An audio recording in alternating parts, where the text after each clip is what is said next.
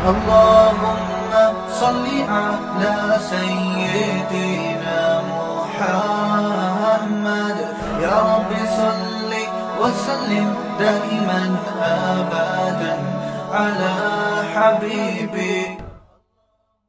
بڑی سے بڑی ٹینشن ہونا، ٹائم سب سے بہترین مرہم ہے، یہ خوب یاد رکھو.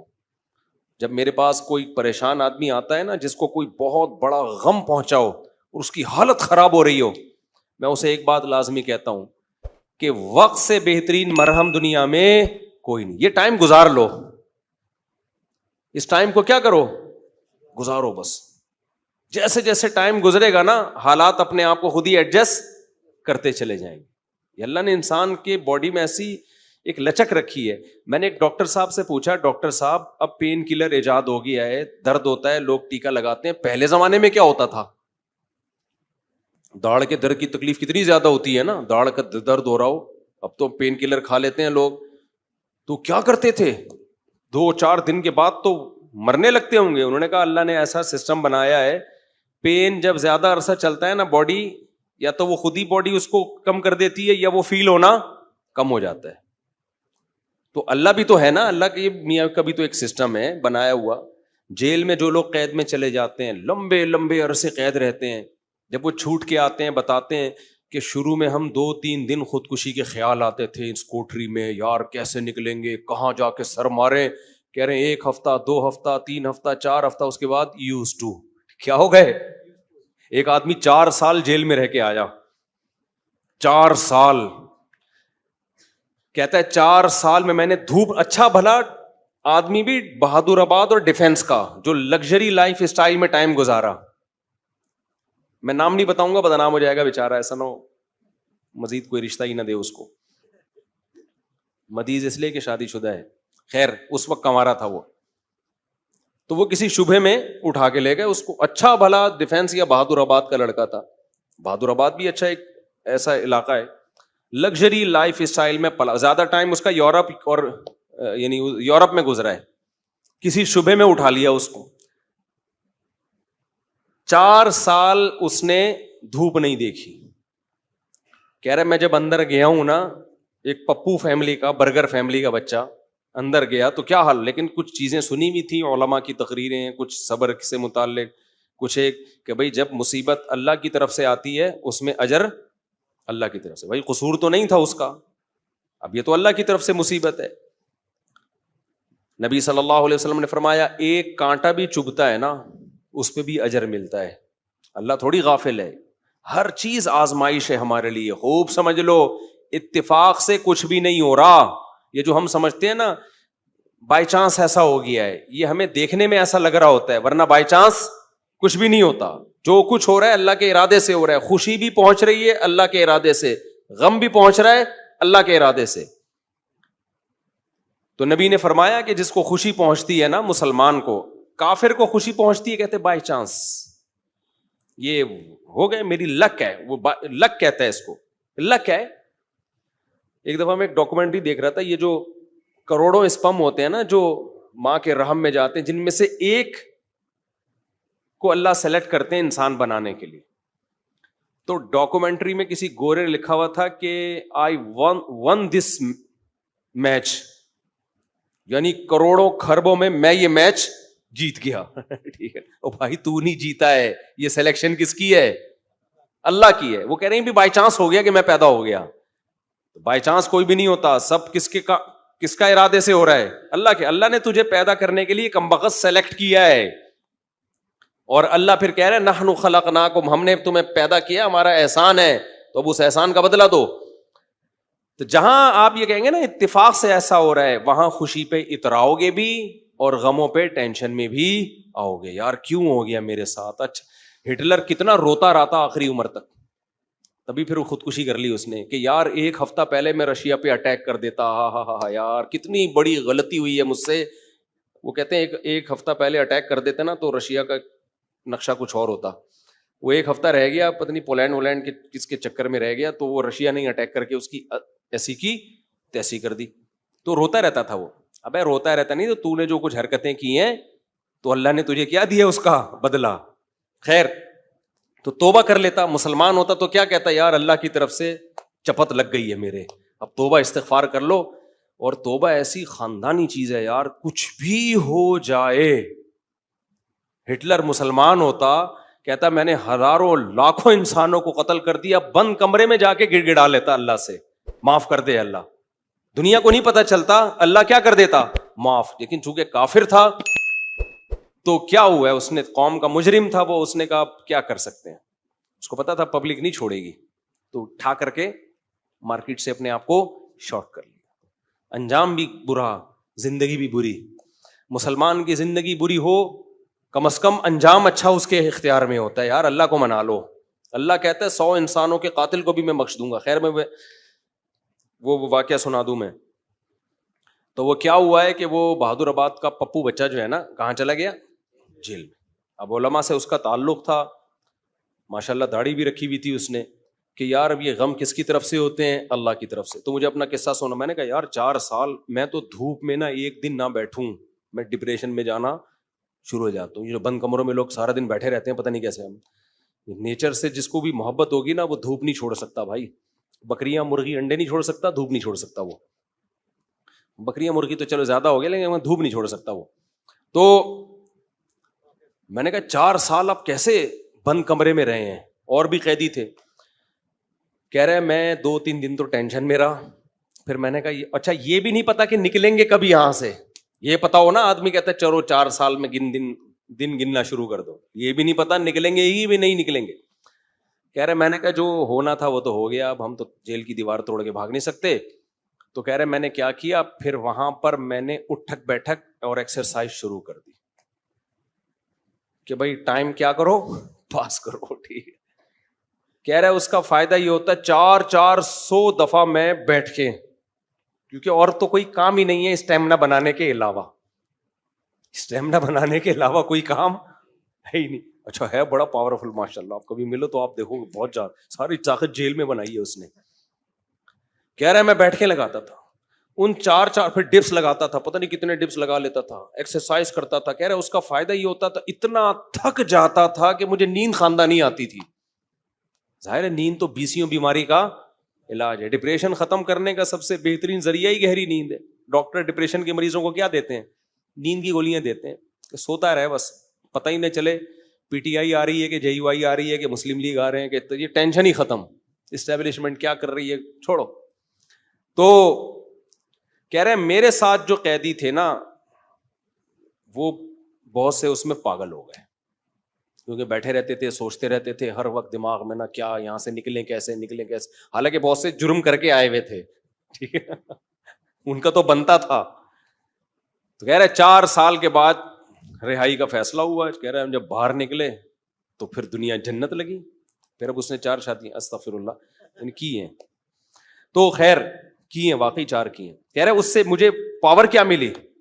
کہہ رہے ہم تو مجرم تھے نہیں, ہم جب باہر آئے نا ہم نے کہا اچھا یہ ہوتا ہے, ٹوٹل سزا کیا ہے, کچھ بھی کر لو یہ ہے. تو کہہ رہے میرے اندر اتنا اسٹیمنا پیدا ہو گیا دنیا میں کچھ کر گزرنے کا. آپ کو پتا ہے جیل ہمارے مجرم بناتے ہیں, جیل میں جا کے نا اسٹیمنا بڑھ جاتا ہے مجرم کا, سمجھ رہے ہو.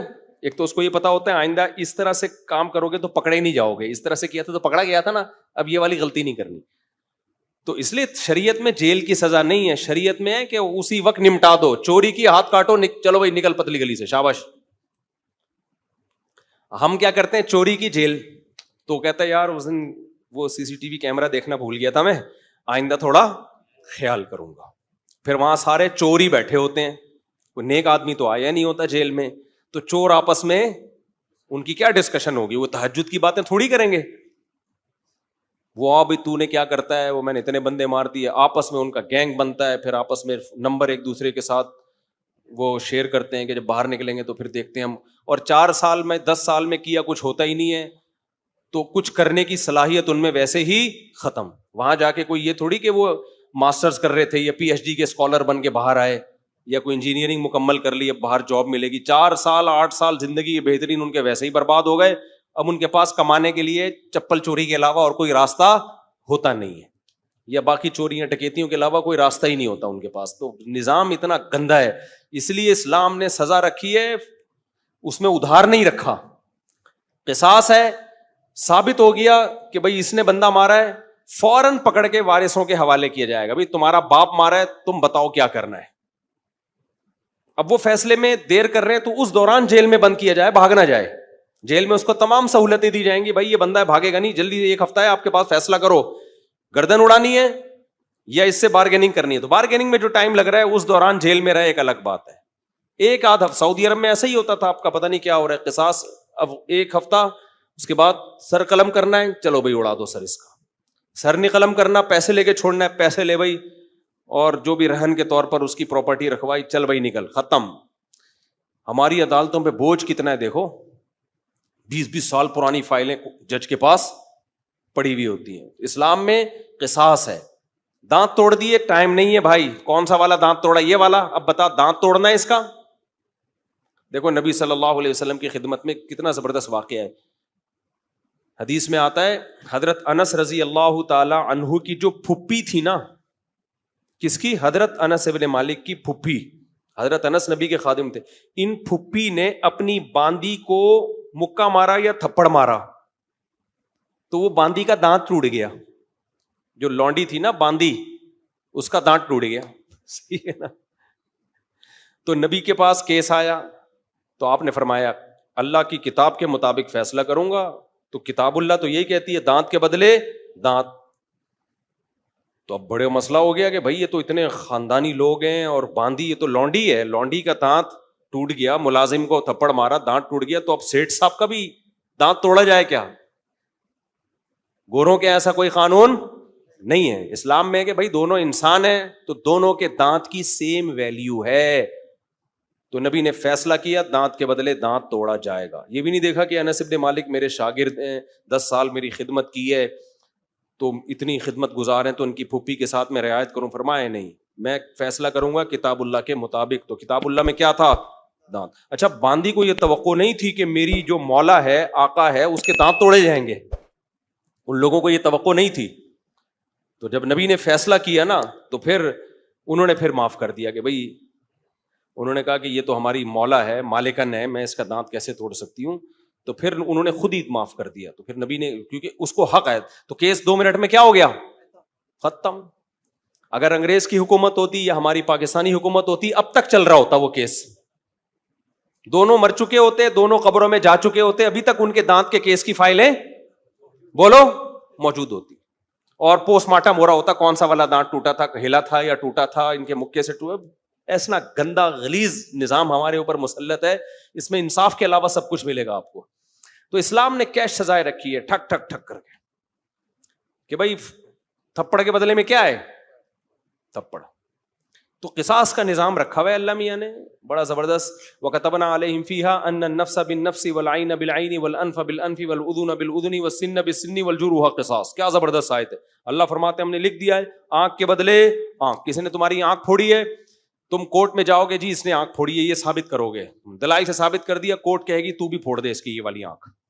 البتہ یہ کام ڈاکٹر سے لیا جائے گا, ویسا نہ ہو پھوڑنے پھاڑنے میں کچھ اور ہی نہ پھوڑ پھاڑ دے, اتنا لمبا چھورا مارے کہ پیچھے سے ہی نکال دے. تو اس میں ماہرین سے مدد تو لی جائے گی, لیکن یہ ہوگا بھائی آنکھ ضائع کی ہے تو تمہاری بھی آنکھ ضائع کی جائے گی. دانت توڑا ہے, سن بسنی, دانت کے بدلے دانت. سمجھ رہے ہو؟ تو یہ پوری قرآن نے ڈیٹیل بیان کی ہے. یہ ہوتا ہے انصاف. اٹ از کالڈ انصاف. اس میں جس نے جرم کیا شراب پی کے آیا تھا یا بغیر شراب کے کیا ہے, اس سے کوئی فرق نہیں پڑتا. یورپ امریکہ میں ہوتا ہے پی کے آپ نے دانت توڑ دیا تو کہتے ہیں سزا ہلکی ہے, کیونکہ آپ پیے ہوئے تھے, آپ کو ایکچولی پتہ نہیں تھا کہ میں کیا کر رہا ہوں. اسلام کہتا ہے پینا یہ آپ کا ہیڈ ایک ہے, جو جرم پینے کے بعد ہوگا آپ کو اس کی پوری پوری سزا ملے گی. تبھی اسلام میں احناف کا یہ موقف ہے کہ شراب پی کے طلاق دے دی تو ہو جائے گی. آپ یہ نہیں کہہ سکتے کہ میں نشے میں تھا, ہو جائے گی طلاق. کسی حدیث سے نہیں ہمیں پتہ چلتا کہ نشے میں طلاق واقع نہیں ہوتی, خوب سمجھ لو. تو اگر شراب کسی نے خود پی ہے تو وہ اس کا ایسا نہیں ہے کہ اپنے تصرفات اس کے کالعدم ہوں گے, تو بندہ مارے گا. شراب پی کے بندہ قتل کر دیا نا تو شرابی سے قصاص لیا جائے گا. حالانکہ قصاص تو ایسی چیز ہے جو شبہ سے بھی ساقط ہو جاتی ہے. سمجھ رہے ہو؟ دیکھو ایک مثال دیتا ہوں. آپ نے ڈنڈا گھمایا, کسی کے سر پھوڑ دیا, وہ مر گیا, تو قصاص نہیں ہے, آپ کو قتل نہیں کیا جائے گا, دیت دی جائے گی. وجہ اس کی ہے کہ اس میں اس بات کا امکان تھا کہ ہو سکتا ہے یہ قتل نہ کرنا چاہ رہا ہو, غلطی سے بندہ مر گیا ہو. جیسے موسیٰ علیہ السلام نے تھپڑ لگایا تھا قتل کرنے کی نیت سے تھوڑی, تو وہ بندہ ہی مر گیا. اب اس میں قصاص تھوڑی ہے بھائی, ہم نے جان کے تھوڑی مارا ہے.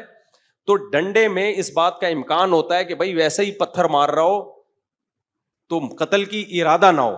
آلہ جارحہ جسے کہتے ہیں نا, جو قتل ہی کے لیے بنے, بندوق ہے, چاقو ہے, اس سے کوئی مارے گا تو قصاص ہے. سمجھتے ہو کہ نہیں سمجھتے؟ ہاں, ڈنڈے سے کسی نے مارا اور دلائل سے پتا چل گیا کہ اس کی نیت ہی قتل کرنے کی تھی, وہ ایک الگ بات ہے. لیکن نارملی جو ہے نا, جب قتل کے لیے آلہ جارحہ کا ہونا ضروری ہے. اب مسئلہ یہ ہے, میں بات ہی پتہ نہیں بھول گیا جو بتانا چاہ رہا تھا. یہ میں نے ڈنڈے والی مثال کیوں دی ہے؟ ہاں دیکھو, میں بتانے کا مقصد یہ تھا کہ ذرا سا بھی شبہ آ جائے نا کہ پتہ نہیں اس کی نیت قتل کی تھی یا نہیں تھی, تو اس کا فائدہ کس کو ہوگا؟ قاتل کو. اس سے قصاص نہیں لیا جائے گا, کیونکہ ہو سکتا ہے یہ قتل نہ کرنا چاہ رہا ہو, غلطی سے بندہ مر گیا ہو, یہ تو سر پھوڑنا چاہ رہا ہو, خالی تھپڑ مارنا چاہ رہا ہو. لیکن شراب پی کے کسی نے بندہ مار دیا نا چاقو سے یا بندوق سے, یہاں شریعت قاتل کو فیور نہیں دیتی. حالانکہ یہ زیادہ فیور بنتا ہے, یار اس کی نیت تھوڑی تھی, تو پی کے ٹہل رہا تھا. تو احناف یہی کہتے ہیں, امام حنیفہ, کہ جب قاتل کو شراب کے بعد اتنا سا فیور نہیں دیا جا رہا, حالانکہ اس کا دماغ کام نہیں کر رہا, تو طلاق تو قصاص سے کم درجے کی چیز ہے. اس میں اگر کوئی پی کے طلاق دے گا نا تو ہو جائے گی. سمجھتے ہو؟ کیونکہ اس کے اس جرم کو فیور نہیں دیا جائے گا اس پہ, کیونکہ پی کیوں تو نے. وہ کہہ سکتا ہے نا میں تو پی ہوئی تھی تو مجھے کیا پتا, پینے سے پہلے تو تجھے پتا تھا نا, پینے کے بعد کچھ بھی ہو سکتا ہے, بندہ بھی مر سکتا ہے, بیوی کو ڈیورس بھی ہو سکتی ہے. یا ایک مشہور سوال ہے کہ پی اس نے, سزا بیوی کو کیوں دے رہے ہو؟ تو طلاق میں شریعت نے مرد کے تصرف کا اعتبار کیا ہے, اس میں عورت کی پوزیشن کو نہیں دیکھا ہے کہ وہ مظلوم تھی یا ظالم تھی. مرد کی, کیونکہ طلاق کہتے ہیں مرد کی ملکیت سے چیز کا نکلنا, اس میں شریعت نے یہ سمجھا نقصان مرد کا زیادہ ہو رہا ہے. سمجھتے ہو کہ نہیں سمجھتے ہو؟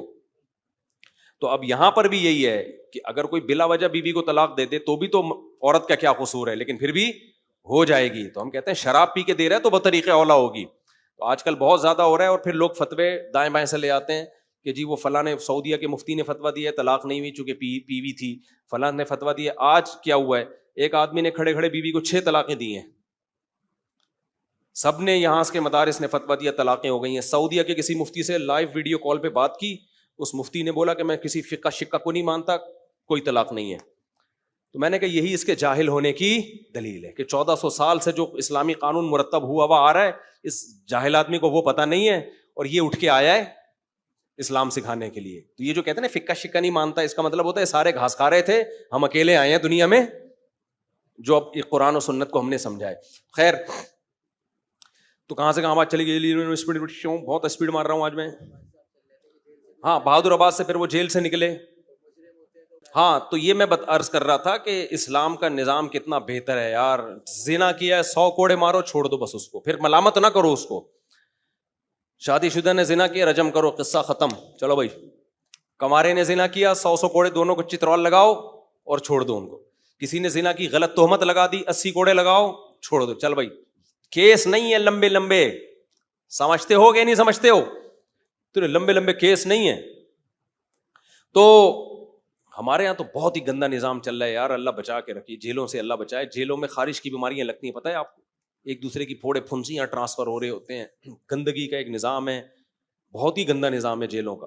تو وہ صاحب جیل میں 4 سال جب کاٹ کر آئے تو کہہ رہے ہیں میں اتنا کانفیڈنس پیدا ہو گیا, لیکن چونکہ بندہ 2 نمبر نہیں تھا, جب 2 نمبر نہیں تھا تو برائیوں کی طرف نہیں گیا, اچھائیوں میں کانفیڈنس پیدا ہو گیا. تو اچھائی آپ کو بتائے, جس نے میرے بیان سنے ہو, ایک اچھائی تو اس کو پتہ ہی ہوتی ہے کہ شادیاں میں نے 4 کرنی ہے. تو کہہ رہا میں جیل سے باہر نکلا نا, بیانات میرے سنے میں تھے, تو کہتا ہے میں نے سوچا کہ اب کسی کا باپ میرے کو روک کے دکھائے 4 شادیوں سے, کیونکہ اتنی ٹینشن جیل میں, کہہ رہے میں نے اٹھا لی ہے کہ اب ٹینشن میرے لیے مسئلہ نہیں, کیونکہ دوسری میں آدمی ٹینشن کی وجہ سے نہیں کرتا نا, میرا ٹینشن کی ایسی کی تیسی.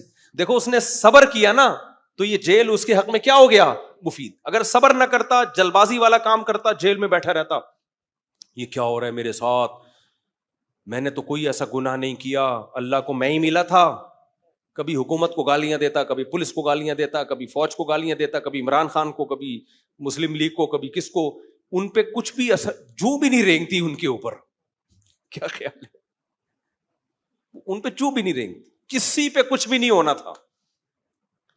اور اللہ کو بھی ایسے لوگ اعتراض کرنا شروع کر دیتے ہیں. اس نے یہ بولا بھائی میرے بس میں جو ہے میں وہ کروں گا, جو میرے بس میں نہیں ہے وہ میں نہیں کر سکتا. آج ایک بندہ آیا نا, بہت بیچارہ پریشان تھا, اللہ اس کی پریشانی دور کرے.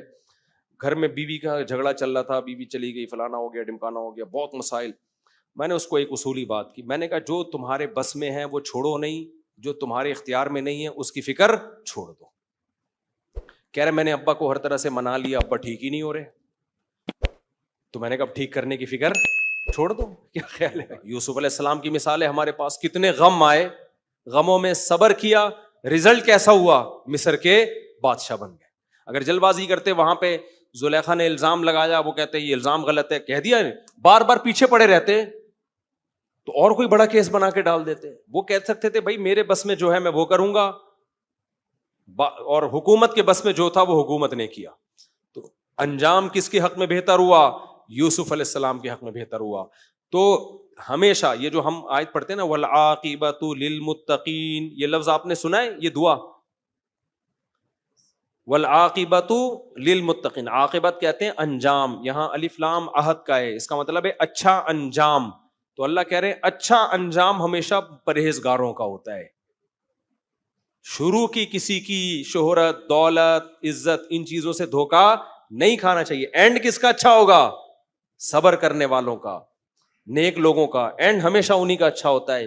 الصبر مثل اسمہ مر مذاقتہ لیکن عواقبہ احلی من العسل. شاعر کا بڑا خاندانی شعر ہے. صبر عربی میں نا ایک کڑوے پھل کو بھی کہتے ہیں, کڑوا پھل ہے اس کو بھی صبر کہتے ہیں. تو شاعر نے کہا الصبر مثل اسمہ, صبر جیسے کہ اس کا نام بتا رہا ہے, مر مذاقتہ, اس کا ذائقہ انتہائی کڑوا, لیکن عواقبہ, لیکن اس کا انجام جو ہے احلی من العسل, شہد سے بھی زیادہ میٹھا انجام ہوتا ہے اس کا. تو ایک چیز کی عادت ڈال لو برداشت کرنے کی. میں مانتا ہوں میرے اندر بھی اتنی نہیں ہے جتنا میں بیان کر رہا ہوں, لیکن یہ صفت بہت اچھی ہے جس کے اندر برداشت آ گئی نا, کہ ایک دم ہائپر نہیں ہو جاتا, ایک دم غصہ نہیں ہو جاتا, فوراً کسی کے بارے میں تبصرہ نہیں کرتا, نہ اچھا کہتا ہے نہ برا کہتا ہے. تو یہ شخص کامیاب ہے دنیا میں بھی اور آخرت میں بھی. اور حدیث میں اس کی اتنی تاکید ہے, نبی صلی اللہ علیہ وسلم کی خدمت میں ایک شخص آیا, یا رسول اللہ مجھے نصیحت کیجئے. آپ نے فرمایا لا تغضب, غصہ مت کرو. وہ دوبارہ آیا, یا رسول اللہ مجھے نصیحت کیجئے. فرمایا لا تغضب, غصہ مت کرو. پھر آیا, یا رسول اللہ نصیحت کی. پھر آئے وہ, یا رسول اللہ نصیحت کیجئے. پھر فرمایا لا تغضب. ایک ہی نصیحت, غصہ نہیں, غصہ نہیں. کیوں؟ نبی صلی اللہ علیہ وسلم کو معلوم تھا کہ ان کی ساری خوبیوں پہ جو ان کا غصہ ہے نا, وہ ان کی ساری خوبیوں کو برباد کر دے گا. غصے میں یہ ایسے کام کریں گے. آپ نے کیا کیا, کسی پر احسان کیا, ساری زندگی خدمت کرتے رہے, کرتے, باپ کی خدمت کی, کسی دن غصے میں اللہ نے کرے باپ کو تھپڑ لگا دیا, تو باپ کیا کہے گا؟ وہ ساری زندگی خدمتوں کو آپ نے کیا کر دیا, بولو, برباد. دنیا میں کسی کو منہ دکھانے کے قابل رہو گے؟ لوگ کہیں گے یہ وہ ہے جس نے اپنے باپ کو تھپڑ مارا تھا. لوگ کر لیتے ہیں یہ حماقتیں. آپ نے بیوی کی ساری زندگی کڑوی کسیلی برداشت کی, بہت اچھا امیج آپ کا بن گیا, سب کچھ, ذرا سی بات پہ, کوئی بات تھی نہیں, ایک دن غصے میں آ کے دھڑ دھڑ دھڑ طلاقیں نکال دی. پھر بتا سکو گے میں نے اتنا اچھا ہوں میں اپنی وائف کے ساتھ, اتنا زبردست سلوک. لوگ کہیں گے اور میری وائف بھی بہت اچھی. لوگ کہیں گے تو پھر طلاقیں کیوں دی یار, وہ کوئی بات تھی نہیں, غصے میں کیا ہو گیا تھا, میٹر گھوم گیا تھا. لوگ کہیں گے بھائی گھر تو برباد کر دیا نا, تو اب کیا قصے سنا رہے بیٹھ کے, یہاں گھما کے لایا, یہ کھلایا, وہ کھلایا, ختم. سمجھ میں نہیں آ رہی میرا خیال ہے بات. تو غصہ کیا کرتا ہے, ایسے جرائم کروا لیتا ہے جلد بازی میں ایسے جرائم کروا لیتا ہے کہ آپ کی ساری زندگی کی نیکیاں چند سیکنڈ میں برباد. یہاں میں ایک اور بات آپ کو بتاؤں, پہلے میں وہ خاتون کا بتا دوں نا, کریکٹر لیس میاں مارکیٹ میں بہت آ رہے ہیں, کریکٹر لیس میاں, کیونکہ آج کل بے حیائی بہت ہے, تو اس سے تعلق. ایسی خواتین کو میں کہتا ہوں بھائی پہلے شوہر کو کیسے سمجھاؤ محبت سے, پھر اگر بدماشی ہو سکتی تو بدماشی کرو,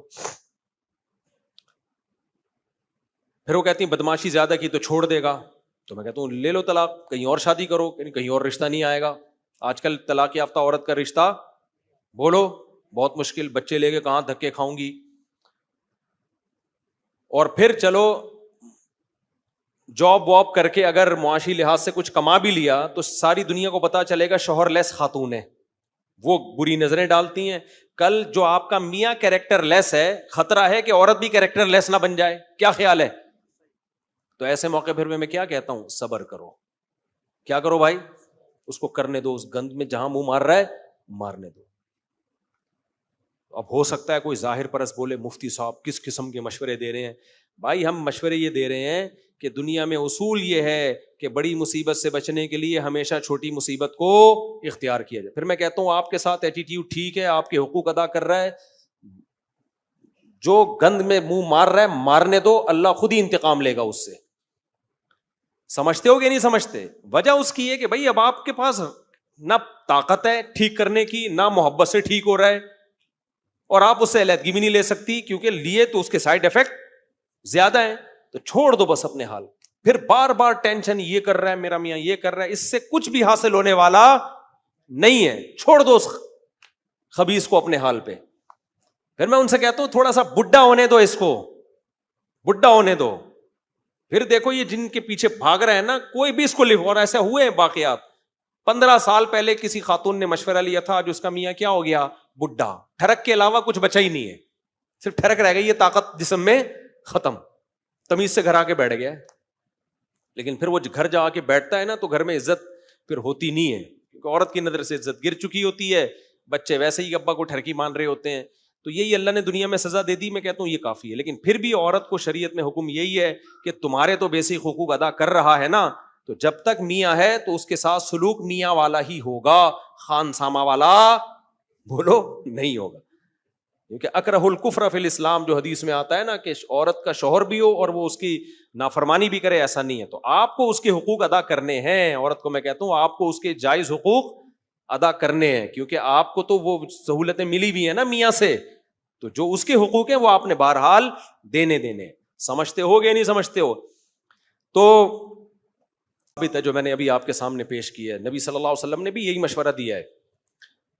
تو اب ہم ایک اور مسئلہ بیان کر کے نا پھر میں آگے چلتا ہوں. یہ بھی ایک مسئلہ ہے کہ بچے کو باپ سے کوئی شکایت ہوتی ہے.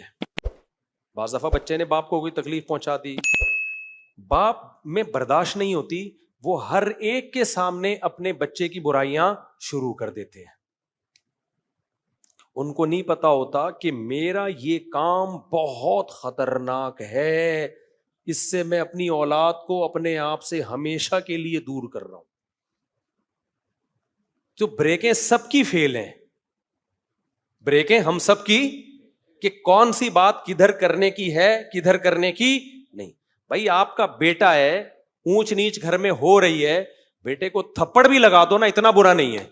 میں تو کہتا ہوں باپ نے بلا وجہ بھی تھپڑ مار دیا, ایک اور گال آگے کر دو, ابا یہاں بھی لگا دو, خوشی خوشی مار کھایا کرو. اس سے بچے کی عزت پہ کوئی آنچ نہیں آتی. باپ بیٹے کا معاملہ ہے. لیکن جہاں باپ نے دل برداشتہ ہو کر, یا تو کوئی بہت ظلم ہو رہا ہو خدا نہ خواستہ, نا کوئی سگریٹ سے جلا رہا ہو ابا کو خدا نہ خواستہ, وہ بہت ظلم ہو رہا تو الگ بات, چھوٹی موٹی اونچ نیچ ہر گھر میں ہوتی ہے.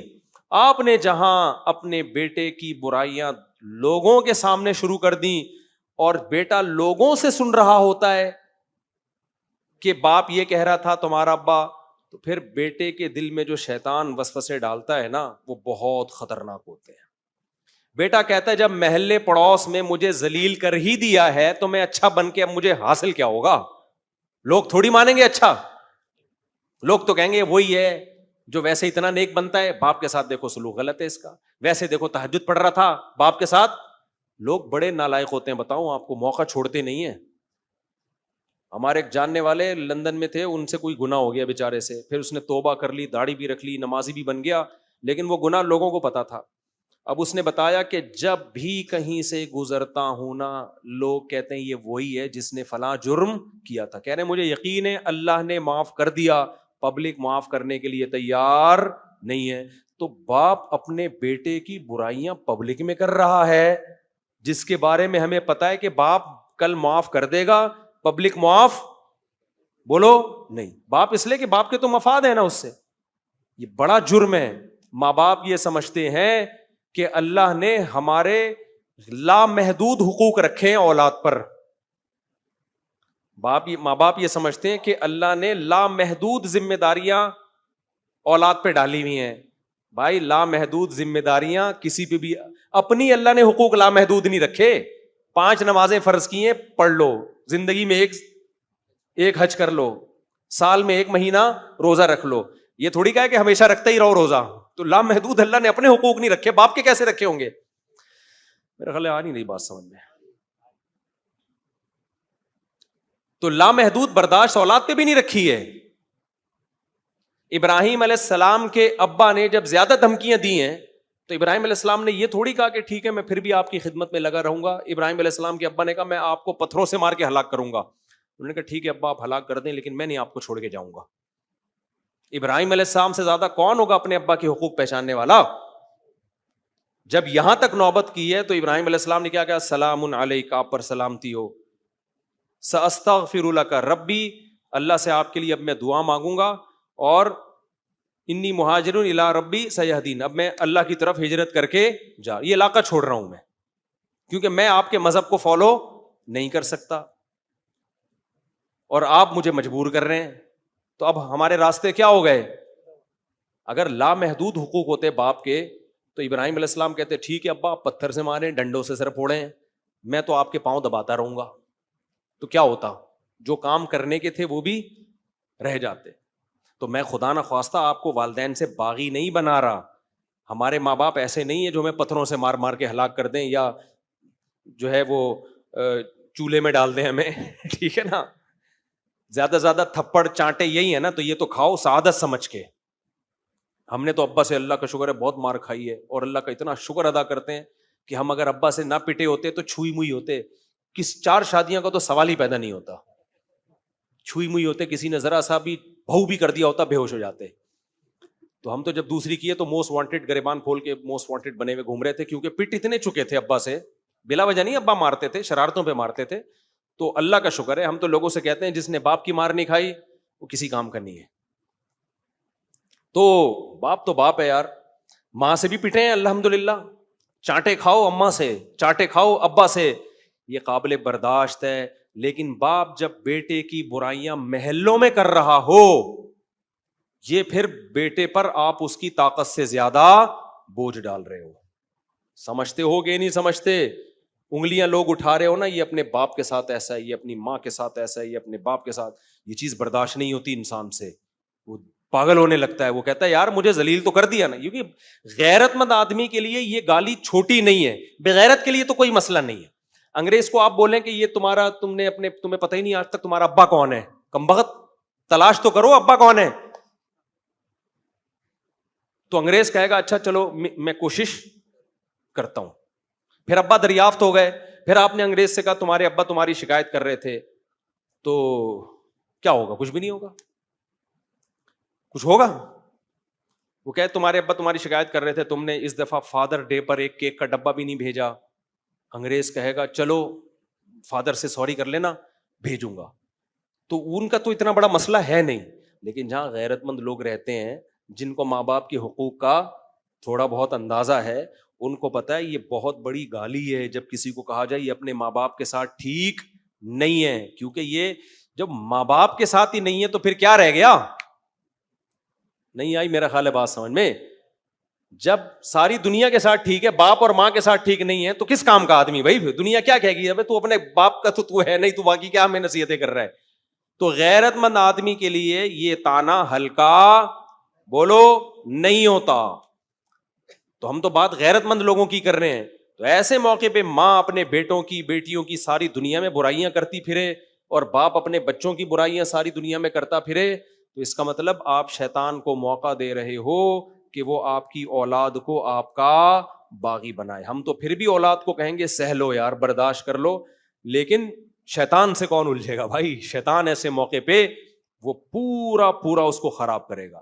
تو اس لیے اپنے بچوں کی برائیاں, اور باپ کو بھی سائڈ افیکٹ کا اندازہ ہوتا ہے اس کے, لیکن برداشت ہی نہیں ہے, فوراً ہائپر ہو جاتے ہیں. جو آ کے بیٹھا اب بیٹے کی برائی ہے, وہ آ کے بیٹھا اس کے سامنے, تیسرا آ کے بیٹھا اس کے سامنے, تو بیڑا ہی غرق ہو جاتا ہے. تو اس سے پھر بڑا نقصان ہوتا ہے. تو یہ سارے مسائل جو خراب ہو رہے ہیں, یہ کس کی وجہ سے خراب ہو رہے ہیں؟ جلد بازی. کس کی وجہ سے بھائی؟ کہ ٹینشن میں صبر نہیں کرنا اور خوشیوں میں اپنی لمٹ سے باہر. جیسے وہ ہو گیا ہے نا, ایک غریبوں کو گالیاں دیتا ہے, اس کو پیسہ آیا تو سیٹنگ کیا ہو گئی؟ آؤٹ ہو گئی. صحیح ہے نا, یوں نوٹ منہ چھاپ رہا ہے, یوں کر رہا ہے, یوں کر کے پتہ نہیں کیا پہلی دفعہ لگ رہا ہے تیرے پاس پیسہ آیا, باقی تو پیسہ کوئی اتنی بڑی فلم نہیں ہے, کچھ بھی نہیں ہے. مل جائے اللہ کی نعمت, نہیں ملے کوئی مسئلہ نہیں, کوئی عیب نہیں ہے, کوئی ناکامی نہیں ہے. دولت مند نے بھی مر کے کیڑوں نے کھانا ہے اس کی لاش کو, ٹماٹر والی کی لاش کو بھی کس نے کھانا ہے؟ کیڑوں نے کھانا ہے. کوئی بڑی بات نہیں ہے, سمجھتے ہو؟ پیسہ رکھنا اچھی بات ہے, پیسے سے دل لگانا, پیسوں کی تعریفیں کرنا اور بنگلوں کی گاڑیوں کی تعریفیں کرنا یہ بری چیز ہے. سمجھتے ہو کہ نہیں سمجھتے؟ دیکھو ہمارے شیخ حضرت